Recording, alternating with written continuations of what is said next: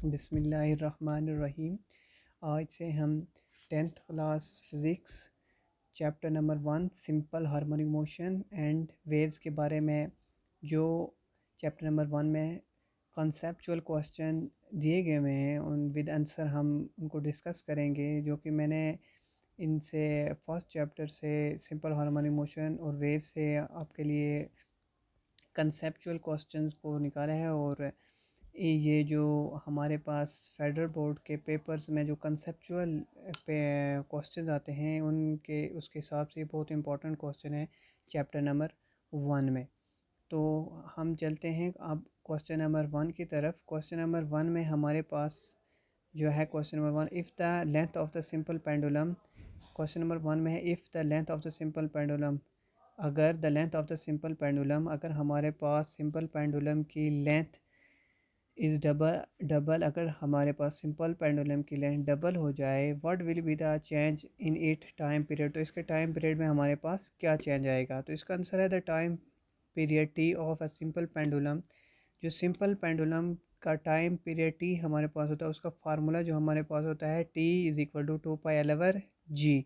If the length is double than the time period will be increase by a factor of √2। अगर हमारे पास length double हो जाएगी तो जो टाइम पीरियड होगा हमारे पास वो इंक्रीज़ हो जाएगा फैक्टर अंडर रूट टू। अब देखते हैं हमारे पास ये √2 आता कैसे है। T is equal to 2π/L g होता है हमारे पास सिंपल फार्मूला। जब हम इसमें 2L करेंगे, लेंथ को 2 हम इधर करवाएंगे इनिशलाइज, तो हमारे पास √2 बाहर आ जाएगा। 2π/L/g हमारे पास सिंपल टाइम पीरियड का फार्मूला बच जाएगा। तो हमारे पास √2 टाइम इंक्रीज़ हो जाएगा।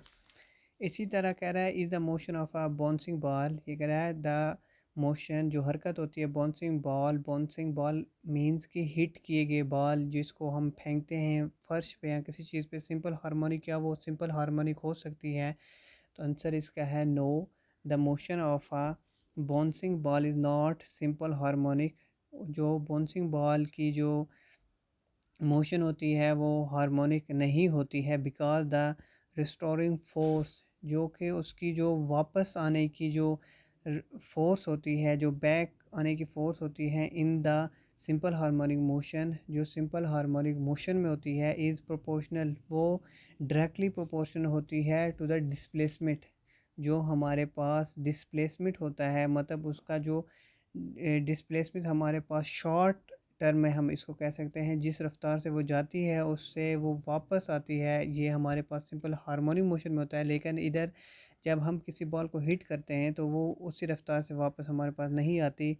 And always direct toward the mean position, और हमेशा वो मीन पोजीशन के डायरेक्ट टुवर्ड होती है। अब bouncing ball does not follow this behaviour. जो हमारे पास बाउंसिंग बॉल होती है वो इस तरह का बिहेवियर हमारे पास फॉलो नहीं करती, क्योंकि वो हम उसको हिट करते हैं और वो वापस उसी डायरेक्शन में नहीं आती। As it is experience loss of energy with each bounce. हम ये कहता है कि ये इसलिए होता है कि वो उसकी एनर्जी क्या होती है, लूज़ हो जाती है। इसी तरह अगर हम थर्ड क्वेश्चन देखें इसका, जो हमारे पास थर्ड क्वेश्चन है वो है why does the time period of a pendulum remain the same when the mass of the bob change. ये कह रहा है why does the time period of a simple pendulum, why, ये कह रहा है क्यों does the time period of a simple pendulum, जो सिंपल पेंडुलम का टाइम पीरियड है, रिमेन सेम, वो एक जैसा रहता है, when the mass of the bob change, जब हम उसके बॉब या जो उसके साथ रस्सी लटकाई होती हैं उसका हम क्या कर देते हैं, चेंज कर देते हैं, मास चेंज कर देते हैं। The time period of a pendulum depend only on the length of the pendulum. जो हमारे पास time period of the pendulum होता है, जैसे कि मैंने फर्स्ट क्वेश्चन बताया, वो सिर्फ डिपेंड करता है हमारे लेंथ पे। अगर हम लेंथ बढ़ाएंगे तो इंक्रीज़ होगा, अगर लेंथ नहीं बढ़ाएंगे तो वो डिक्रीज़ हो जाता है। And the accelerations due to gravity not on the mass of the bob. ये हमारे पास क्या होता है, लेंथ ऑफ द पेंडुलम पे करता है, and acceleration due to gravity, जो हमारे पास इसकी एक्सेलरेशन हो रही थी और ग्रेविटी के साथ उस वो नॉट ऑन द मैथ, ये मैथ पे डिपेंड नहीं करता। This is why the time period remain unchanged. इसीलिए हमारे पास जो टाइम पीरियड होता है वो रिमेन अनचेंज ही रहता है।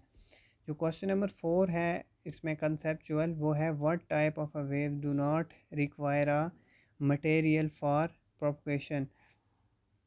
ये कह रहे हैं हमारे पास जो किस किस्म की वेव्स जो होती हैं उनको ज़रूरत नहीं होती है, मतलब हमारे पास ये मटेरियल की फॉर प्रोपगेशन हरकत करने के लिए।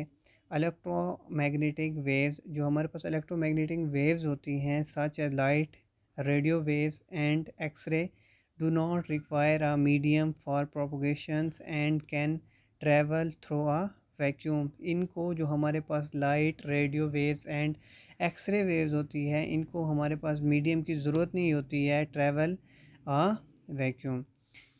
जो हमारे पास फिफ्थ क्वेश्चन है इसमें हमारे पास है what happen to the speed, what happen to the speed of a plane wave in a ripple tank when they move from deep to shallow water.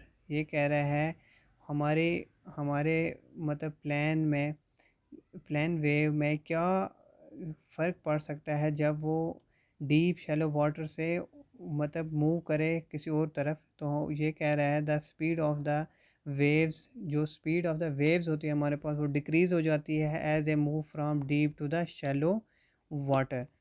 इसी तरह के अगर आपने कंसेप्चुअल क्वेश्चंस मैं नेक्स्ट चैप्टर्स के भी बनाऊंगा, तो आप मेरे पेज को सब्सक्राइब कर दिए, चैनल को। आपका शुक्रिया।